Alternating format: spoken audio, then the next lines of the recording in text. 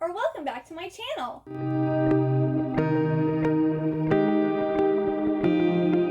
It is Wednesday, and I'm now starting another reading vlog.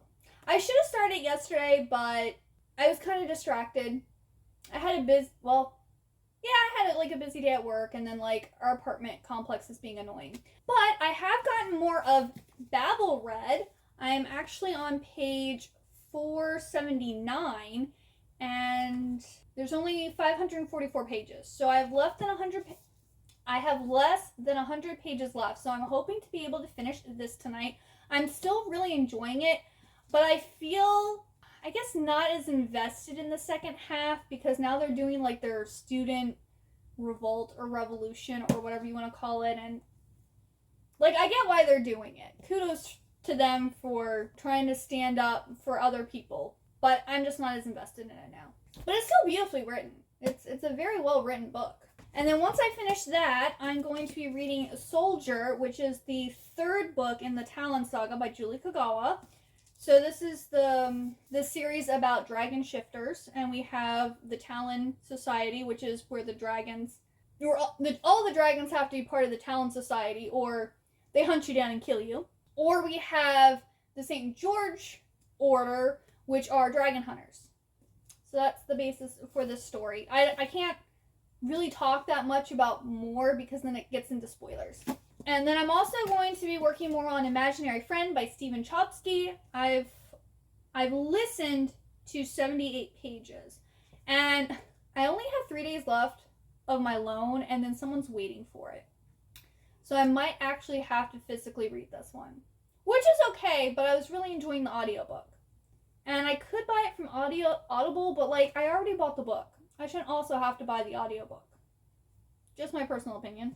And then I don't know if I'm going to, I don't know how much I'm going to read of Imaginary Friend, because it's technically a book that I wanted to start in October, but the audiobook was available, so I snatched it up. But I also have The Nobleman's Guide to Shipwrecks and Scandals, I think it is, the final book in the Montague siblings. So I kind of also want to start that, if not finish it. Maybe. I mean, it's Wednesday. I still have 2 more days after that. I don't know if it's going to happen, but I can try. But yeah, those are my reading plans. I also, on Sunday, am probably going to be switching out my wardrobe. So I'm going to be taking out all the spring, summer clothes and then putting all the fall, winter clothes into there. So I might film a little bit of that. I don't know if people would find that interesting, but I know I personally like watching closet organization type videos because I like seeing people's clothes. So I might put a little bit in here, or maybe do a oh, this is what it looked like before and this is what it looks like after. Plus I'm also probably going to be purging some of my clothes because I have too many clothes. I'm going to be honest. You can never have too many books, but you can have too many clothes. There's only so many days in the year, you know. So I need to kind of whittle it down and decide what I actually want to keep, what I'm actually actively wearing it, instead of oh, well, I like this and I might not be able to find it again if I ever want to wear it. And it's just if you're not actively wearing it, or you don't know exactly what you would wear it for, probably should go. So that's going to be difficult because I've already, probably since I moved here, I've probably given away 20 plus bags of clothes.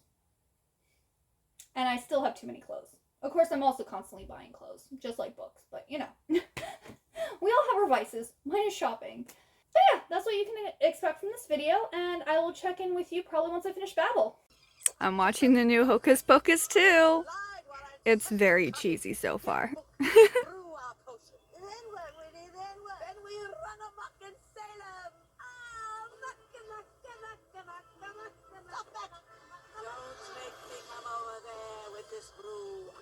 Alright everyone, it is now Sunday, and it's been a while since I updated you. But I have finished reading Babel by R.F. Kuang, and I ended up giving this 4 stars. I did really, really like this, especially the first half of the book. The second half of the book I thought was kind of slow, but it's understandable because the characters in the second half are waiting for something to happen, and so therefore they're in limbo or waiting. So we are waiting along with them to see what happens. So it was just kind of really boring. And then, like, the ending I didn't particularly like either. I like a happy ending. I mean, you could say this is a happy ending because they make their point, but at the same time, it's not really a happy ending. The book's kind of depressing. But it was very well written, and most of it was really enjoyable. The characters were great. The message was really good. But, yeah, the second half of the book just, not really my thing. But I still got 4 stars because I do see the importance and the quality of this book. So, yeah, it definitely gives dark academic vibes. It gives, revolution and different stuff like that. So, yeah, it was good. Now, I'm currently working on reading Imaginary Friend by Stephen Chbosky, and I'm currently on page 436 of, 706. So I have, 200 and something pages left to go. I am loving this book. So let me start off with, I think I was, between 100 and 200 pages in. I'm like, this book kind of feels like a Frank Peretti or a Ted Dekker book. I was like, I feel like there's some moral undertone to this. I feel as if this is Christian. So I went and looked it up, and Stephen Chbosky is a devout Catholic, and this is actually a Christian horror allegory story. We have literally the war between good and evil going on in this book. We have the hissing lady, who's the bad guy, aka Satan, and then we have the nice man, who is aka Jesus. And then we have Christopher, who's our main character, who's apparently the shining light in the world that is good. So good that the hissing lady does not like him. And he doesn't really understand, we just got to the point where we're getting more into the, allegory part of the story. It's just so good. It's so engaging. And also, I haven't seen other reviews I was looking up, people were basically complaining that this is a Christian allegory because it's in the normal horror section instead of the Christian horror. So people were really annoyed by that. So if you don't like Christian allegory in your books, I wouldn't recommend this. But if you do, or it doesn't bother you, this is good.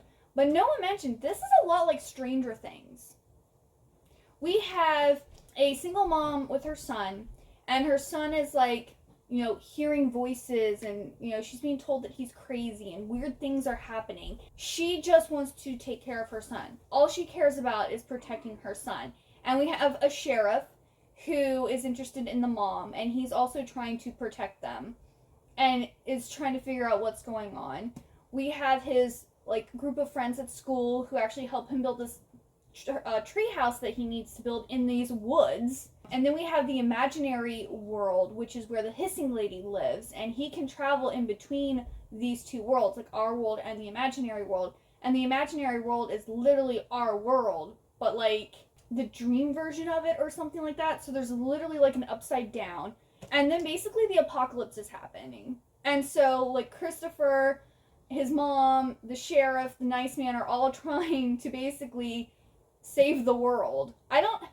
They're focusing on the town, so I don't know if it's just the town that's in danger or if it's actually the entire world. They haven't really specified, but also everything is going crazy at this point, and there's this, it's a flu that's going around, and everyone is running really high fevers, and they're itching.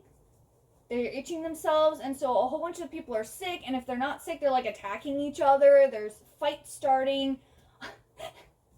We have a homicidal librarian in this. Which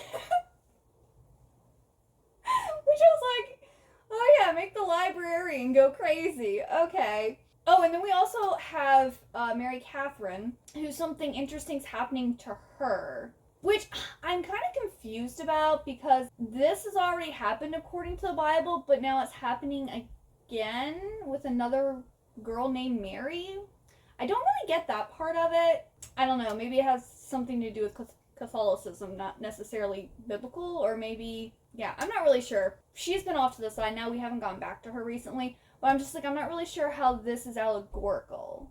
But anyway, I am really, really liking this book, and I'm feeling like it's going to be 5 stars. I'm just loving it. I'm hoping to possibly finish this today, but it does take longer to read. Even though it doesn't seem like there's that many, like, pages, or that many, like, it doesn't seem like the pages should take that long to read, but I do feel like it's taking me a longer time to read it than normal. So I would like to finish this today, if not by tomorrow. And then after I'm done on Mel's sprints, I think she said that she's doing her last sprint right now, which I'm filming while during the sprint. I did pick up I borrowed the audiobook of A History of Wild Places by Shay Earnshaw, and I'm going to start listening to this while I move out my, like, the spring summer clothes out of my closet and move in the fall winter clothes. So hopefully, it says it's 12 hours. I'll probably listen to it on 2 times speed, so it'll be like 6 hours. So hopefully I'll get like 2 hours listened to today, which will only leave me with like 4 hours left. So I'm hoping to listen to this week. And I was supposed to pull this out of like the bag, but I was going through and trying to find an audiobook because sadly Imaginary Friend I lost yesterday, like the hold was over, and now it says it's a 4-week waiting period. And the only place that has is Audible, and it's like $14.95 for the audiobook. I'm like, I paid $30 for the hardcover. I'm not going to pay another $15 to listen to the audiobook. Not doing it. Like, if it was $4.99, sure, but not $14.95. So I was going through, like, I had, like, a whole pile of books on top of my bookcase, and I was, like, trying to go through and look at, like, Libby, and almost all of them on Libby, they weren't available to borrow. This is the first one that I got to that was available to borrow right now. So that's why I chose this one. So this one will be read. And then because I am almost done with Imaginary Friend, I'm going to pull my next read because that way I can kind of be excited because Imaginary Friend is taking a while, even though I'm loving it and I'm pretty sure it's going to be top tier 5 stars. I still kind of want to know like what to expect when I'm done. Like, you know, so we're going to pull out my next read. And I actually did this differently. I made sure all of the paper was the exact same length and I rolled them up. Because if you've watched my, like, TBR videos, I just folded them a little. And, like, I always was pulling the really long ones out. And I want to make this more fair. Because there's so many books and I want to read them all. And I just don't want to, like, be pulling out the biggest ones. You know what I'm saying? Hopefully this is as equal as I can get it and as fair as I can get it. So see, I rolled them up like this, so it's more fair.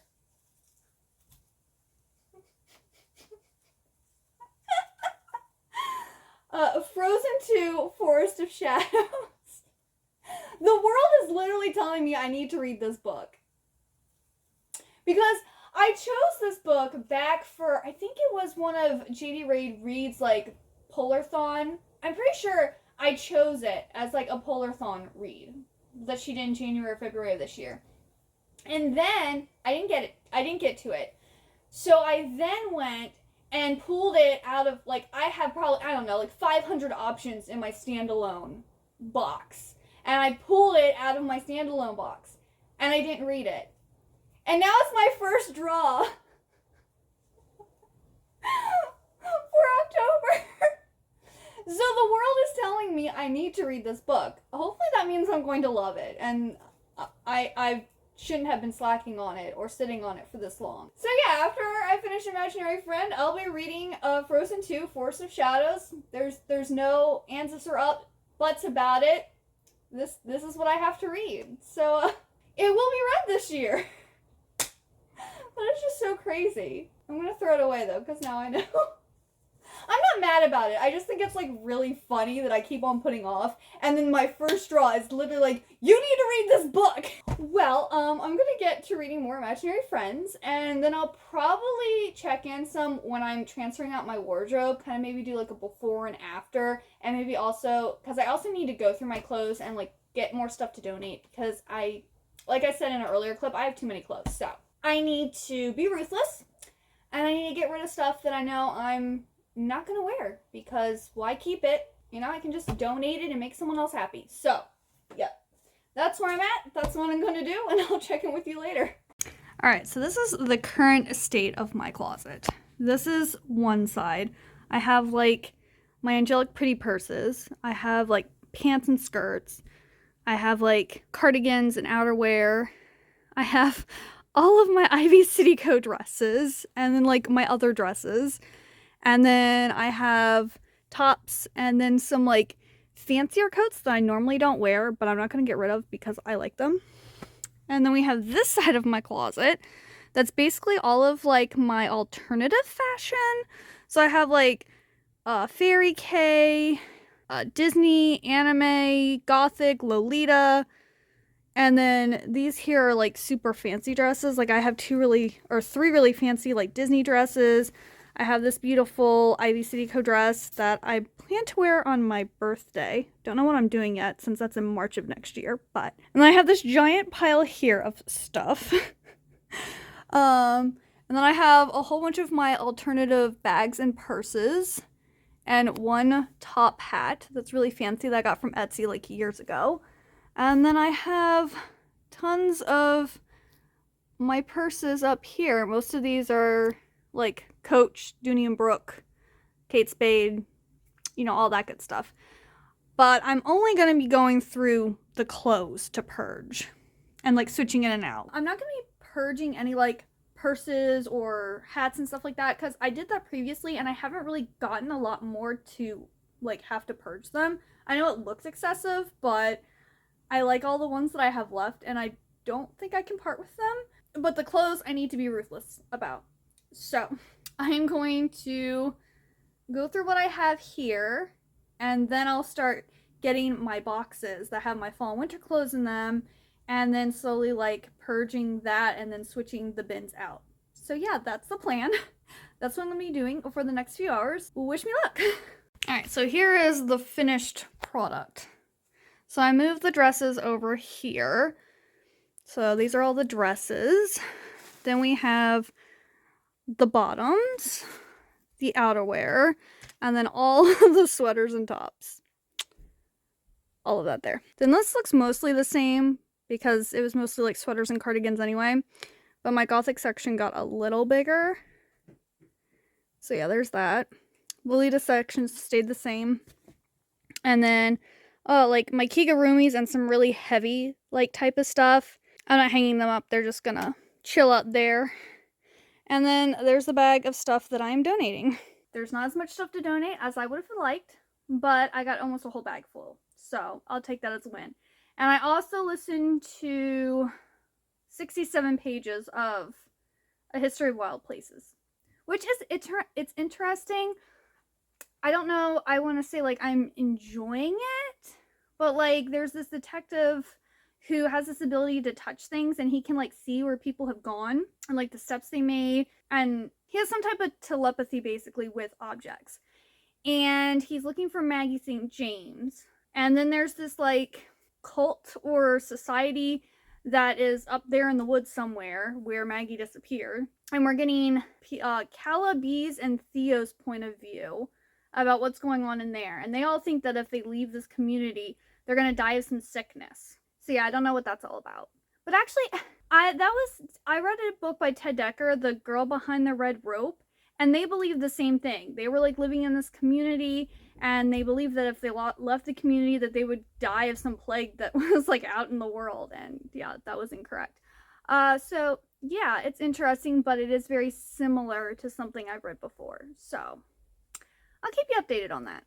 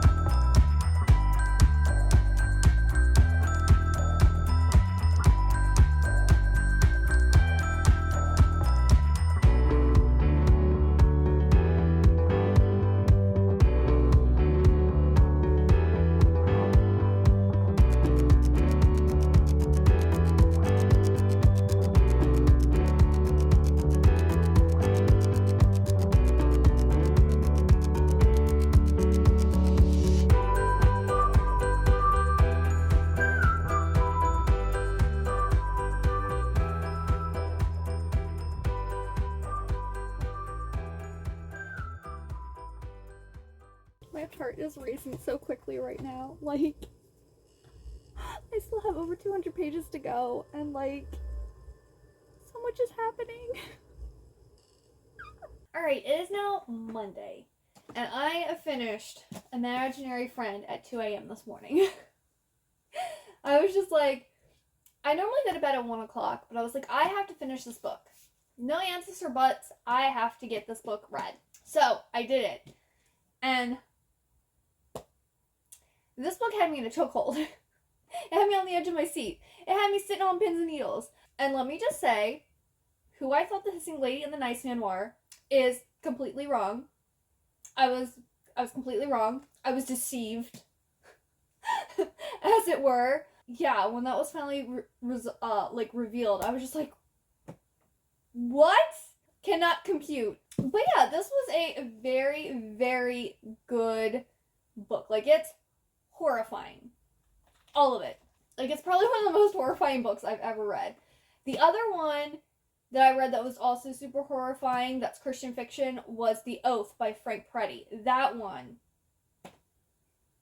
It's another one I was just like, I think that one's about like basically like your sins eating you from the inside or something like that, which kind of has the same thing, like same theme a little bit of this. Now, I didn't really get all of the allegory in this, and I think some of it, you know, have something to do with Catholicism, so there might be something from like the Apocrypha or something different, because I didn't really fully understand everything that was happening, and I'm like, I don't remember this in the Bible. So, yeah, so I didn't really get all the allegory or necessarily agree with everything that they had in here, but it was still really good. It was scary or horrifying, whatever you want to say, and I really, really liked it. I gave it 5 stars, just like I thought I would. Like, the 705-page massive tome. And I was so surprised because I was like looking at people's reviews, and a lot of people were like, oh yeah, it started off good, it was really scary, and then it got boring. I'm like, how did you find this boring? It was terrifying. Nothing about this was boring. It was never slow. Like, there's a lot of repetition in it, but because you're also trying to, like, the characters are, like, trying to remember things because at points they're forgetting. Then not only that, but they don't know who's talking to them. Like, they don't know if it's, like, you know, a good voice or a bad voice. So they're, like, repeating things to try to, like, get to the correct answer. So there is a lot of repetition in this, but there's a purpose for it. But yeah, really, really enjoyed this. Now I've started reading Frozen 2 Forest of Shadows, and I've read the prologue and the first chapter, and I'll probably finish this tonight or definitely by tomorrow because it's like 5 hours to read it. That's not going to take any time at all. What I've read so far is that Elsa's getting ready to go on her like world tour for like when someone becomes a monarch in Arendelle, they're supposed to like tour the world. So she's getting ready to go on this tour. And she hasn't invited Anna. And Anna doesn't know if Elsa has just forgotten or if she doesn't want her to go. She gets Elsa to go on a, like, horseback ride with her. And one of the townspeople comes running out and is like, help, there's something that went wrong. And so I'm guessing that something happens that keeps Elsa there. And they're going to have to figure something out. And it's probably going to have to do with a forest. So yeah, I'm liking it. And then, because I'm definitely going to get this done by tomorrow, which is Tuesday, I'm going to need another book to read. So let's see what I can look forward to reading next.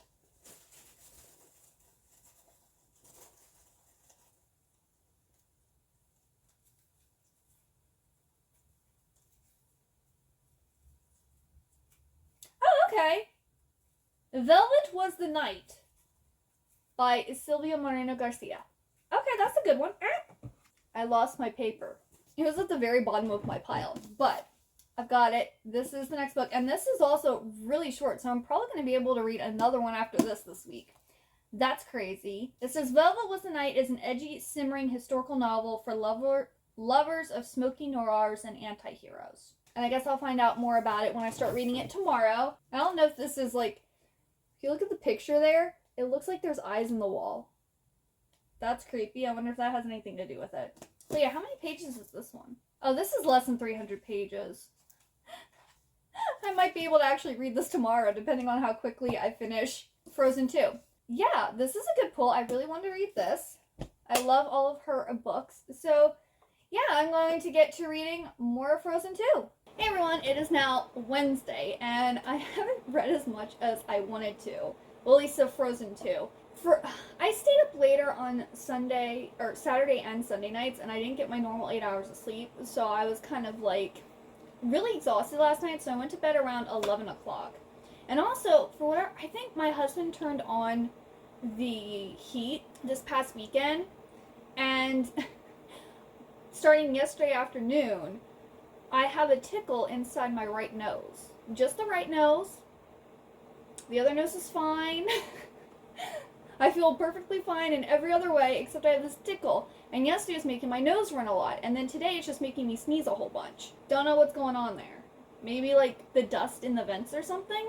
But I only got 11% read of Frozen 2 yesterday. And I was even in the middle of the chapter. I was just like, my nose is bothering me. Then I also felt like I was going to have an anxiety attack. So I was just like, I think I just need to go to bed. But today's better. So I'm pretty sure... It says I have like 4 hours and 50 minutes, so I might be able to finish that today. And I haven't gotten that far in, but I'm enjoying it. And then today for work, I had to do monthly billing, so I was getting everything set up for that. So I was listening to A History of Wild Places by Shay Earnshaw, and I got a lot listened to. I got to page 251, which is really good. I have about 100 pages left in the book. So I'll definitely be able to finish this tomorrow because I have to go in the office and like print out the invoices and fold them all and do all that stuff. So I'll definitely be able to finish listening to this. And I'm liking this, but again, it feels very similar to The Girl Behind the Red Rope by Ted Dekker. The whole like fear of like going into the woods and that there might not be anyone else who's alive, that they might be the last people on Earth, and like, you know, if you leave, it's a bad thing. You could catch this disease and bring it back in. It's like the exact same story, which I kind of wish I had known that, because then I probably want to pick this up, because I feel like almost as if I've already read it, you know? Just slightly different, because theirs is a different disease. And not only that, but both Maggie and Travis, Maggie's this author that wrote like children's books, and then Travis is a detective who went looking for her. And as we go through, we find out that they did both make it to this town, cult, whatever you want to call it, and we don't know what happened to them. But Levi, the leader, is kind of suspicious, and not only that, but he is a bad man. Let's just put it that way. He was stringing along 2 girls at once, and then drops one of them because she doesn't meet the image that the leader should have. Okay, not only that, but the girl is pregnant, and I listened to it, I was like, you dirtbag. How can someone as horrible as you be leading this group of people? And then, like, they did, like, this huge ritual thing because 2 of these guys went out into the woods, and it was really retarded. Their town is super messed up, and they're all brainwashed, and yeah. And we know that there's something bigger going on. I'm guessing Levi's in charge of whatever this big thing is. I'm guessing he's a bad guy who's doing something, because he seems like a bad guy, not a good guy. I like it, but I just feel like I've already heard it, so I'm not going to be surprised when Levi probably ends up doing this whole big thing and getting rid of people so he can keep them there, like under his like claws or something like that, because he doesn't want to lose control. Because he is acting a little twitchy at this point, because people are asking too much, and he feels like people are getting restless and are wanting to leave, and I'm just like, you don't want to lose your power, buddy. That's disgusting. But yeah, that's all I've gotten done. Those are my thoughts. So, now, the only thing is, though, if I hadn't read The Girl Behind the Red Rope, I would probably be enjoying this more. So I just don't know how I should rate it once I'm done, since I feel like it's, you know, it's... Maybe I should just give it the same rating that I gave The Girl Behind the Red Rope. I think that would be the fairest thing to do, because literally, almost the exact same story. It's just, The Girl Behind the Red Rope is like Christian horror, so there was like a, you know, Christian undertone, Christian messages and stuff in it, where this one isn't. I'm not really sure what their religion is, if they have a religion, because they like burn sage and they like put it over like the border to keep the sickness out. And I mean, burning sage is not a Christian thing. So, but they don't really talk about believing in any god or like having worship or anything like that. So I'm not really sure, you know? Because like in The Girl with the Red Rope, they were scared of these like creatures that would like attack and kill them if they left their town. And it had to do with like a moral thing, and they had like, you know, it's very much very ultra conservative, crazy like Christian cult type of thing, where that's not in this book. But I'm not really sure why they're there, why this community set up, why they have this thing about this disease. Like, I'm not sure where the belief, or, you know, it almost seems like the cult should be a religion or be based around a religion, but there's nothing. They just all agree to go there and then stay there for fear of this disease. So I don't get the motivation here. But yeah, I'm going to get back to reading Frozen 2 and hopefully finish it tonight. We'll see, but that's the plan. Alright everyone, it is now Wednesday and I have finished 2 books. Go me! So I finished listening to A History of Wild Places at work today while I was doing the monthly billing. I had this on and I listened to this. And yeah, I mean, I was pretty much correct on how this was ending. It was just interesting to discover how the people were being kept there. So like it was, the ending was a twist and it was different, but it still wasn't like groundbreaking in my opinion. So I just gave it 3 stars, just like I gave The Girl Behind the Red Rope, because the stories were just so similar. It was just basically the endings that are different.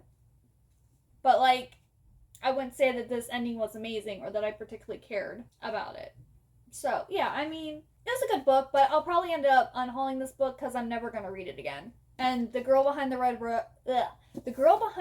Rope, I have on my Kindle, so I have that one forever. So if I'm in the mood for a similar story and I want to reread one, I have that one on my Kindle. And then I wasn't done yet, so I started listening to Digital Fortress because I was able to find this on Scribd. And the only 2 that they had on there from my fall TBR was this one and From Blood and Ash. And I didn't think I should really be listening to From Blood and Ash at work. That might be a little awkward because I'm pretty sure that's supposed to have like romance and stuff in it. But this is a thriller. So I got to chapter 7, which is page 38. And this one, we are following Susan Fletcher, who is like head of cryptography in the NSA. And they have like this supercomputer basically called the translator. And it has hit a code that it cannot break. And apparently the translator has basically been sabotaged by this Japanese guy, Ensai Tankado. So he wrote the program that has basically stumped the translator, and he has threatened to release the code so that everyone can use this and basically make cryptology extinct. Because if everyone is using this, there's no way to break it. And I'm guessing they're going to try to keep the key from being released so that no one else can have this. I'm guessing is what this is about. But started off really good. It's very similar to his other books. The main girl is married to a professor who deals with languages. So like the staple for Dan Brown. And then I did finish reading A Frozen 2, Forest of Shadows. I'm not really sure where they got the title Forest of Shadows. But this was a very enjoyable book, and I think it was great for the spooky season because it actually takes place during fall, and it has to do with nightmares and saving Arendelle. So the whole book is from Anna's perspective, and she thinks that she's released this thing onto Arendelle. And her, along with Elsa and Kristoff and a few other people, are trying to save everybody. And it was really cute. It was really good. I gave it 4 stars, so, you know. I recommend it if you are a Frozen fan. I thought it was pretty true to, you know, the characters, the story, and basically where this ends is where like Frozen 2 the movie starts, where Elsa is singing and all the what you call it, crystals are like floating in the air. If y'all have watched it, you know what I'm talking about. It's towards the beginning of the movie. So yeah, now I'm going to have to read, or I don't have to read, but I pulled Velvet Was the Night by Sylvia Moreno Garcia. So I will be starting this tonight, and probably get like halfway or more done. So I'll definitely be finishing this tomorrow because I don't think I'm going to bed early today. I feel refreshed and ready to go. So I will pull the next read, which will probably be the last one that I'm going to pull for this vlog. So let's see what the next one is.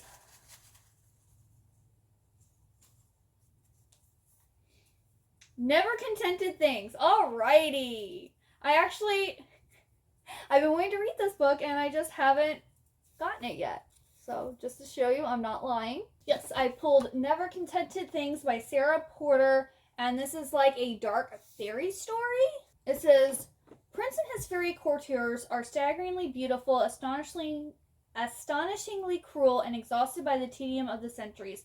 Until they meet foster siblings Josh and Ksenia, drawn in by their vivid emotions, undying love for each other, and passion for life, Prince will stop at nothing to possess them. First seduced and then entrapped by the fairies, Josh and Ksenia learn that the fairies' otherworldly gifts come at a terrible price, and they must risk everything in order to reclaim their freedom. It says, seductive, cruel, bored, be wary of never contented things. So that sounds really good. I haven't heard of her other books. Vasa in the Night and When I Cast Your Shadow. And this book isn't very big either. It's like 364 pages. So I'm pretty sure I can finish these before the week's over and have these both done, which would be awesome. I don't think I'll get much more of this listened to, sadly, but at least I started it. And yeah, I will check in with you tomorrow with my progress. Alright everyone, it is Sunday and now the end of this vlog. So let me tell you what I've read. So I finished Velvet Was the Night last night and I ended up giving this 3 stars. Overall, this book was pretty slow and I wasn't that into it, but it had like a good ending. And of course the writing is beautiful. But this is a dual perspective between Métis, who's kind of like this average looking office worker. Yeah, she's a secretary. And really isn't in a relationship. She doesn't really know like fashion and different stuff like that. Well, her neighbor, Leonora, who lives across the way, asked her to watch her cat while she goes away for the weekend. And Métis kind of watches people's pets for a fee in this apartment complex that she lives in. She's like, yeah, sure, I'll watch it. And of course she charges the girl more because she knows like the girl comes from money. And so the girl's like, great, and she leaves. Well, the girl ends up like disappearing and people are looking for her. And she apparently has a camera, film, photos, something that's supposed to like, I don't know, cause like a political upheaval pretty much. So our other perspective is this guy named Elvis. That's his code name. He is working for the Hawks, which is kind of like this secret thug group that is under the government, but it's also kind of its own unit type of thing. And so they're like tailing Métis and like these like students who are kind of like activists. They're student activists who are like wanting to do like guerrilla warfare and different stuff like that. And Métis kind of gets roped in with this group too because she's trying to find out where Leonora is because she wants her money and she wants to get rid of this cat because she doesn't like cats, which that got deducted points because I love cats. If you don't like cats, I don't know how we can get along. Like, I had a teacher in high school I really liked, but she did not like cats, and I'm just like, I don't understand why you're so nice and I like you when you don't like cats. There's a disconnect here. But, yeah, this was an interesting book, but it's not really the type of book that I normally read, so it was definitely out of my comfort zone, and therefore I did enjoy it, but I didn't love it, and that's why I got a 3-star. And then I'm listening to the audiobook for Digital Fortress, and I'm on page 241, And this is so quick. Like, every chapter is literally 1 to 3 pages. I think the longest chapter might be 5 pages. It is so quick. Like, I was listening to it on Scribd, and Scribd doesn't actually have the chapters broken out correctly. They have a whole bunch of chapters combined.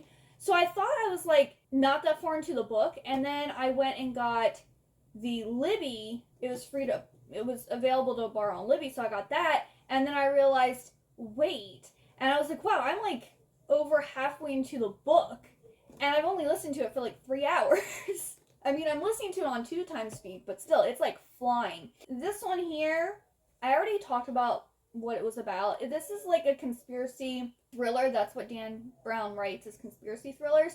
And there's this Japanese guy who wrote this like encryption code that you can't, like, this machine translator that the NSA has cannot break without this access code.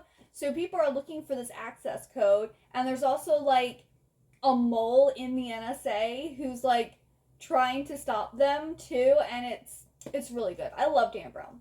He's probably my favorite male author, because I don't really read that many male authors. I'm pretty sure I said this before, but like Dan Brown, Ted Dekker, Frank Peretti, Stephen Chbosky, which I've only read 2 of his books, but yeah, for the most part. Oh, I've also Stieg Larsson. I like Stieg Larsson too. And I've read Steve Barry, but he's not, I wouldn't say my favorite. So yeah, but Dan Brown is my favorite male author, so. This is the last book of his I need to read, except he apparently has done some picture books, but I'm not going to read children picture books. So hopefully I'll get this read next week. And then I started Never Contented Things, but I'm not going to talk about that because we're going to end this here. And then I will start the next one with what I'm going to be reading next week. So yeah, I really hope you enjoyed this video. If you did, please give it a big old thumbs up, and also hit the subscribe button down below. And please let me know what books you are reading or that you've read recently and you really, really love. Like, have you read a 5-star recently? I'd love to know. If you got all the way to the end, please leave me the sunglasses emoji, or like the smiley with the sunglasses. You know what I'm talking about? You know what I'm talking about. Thank you so much for watching. I hope you have a wonderful, good day or night, and I hope to see you next time. Bye-bye!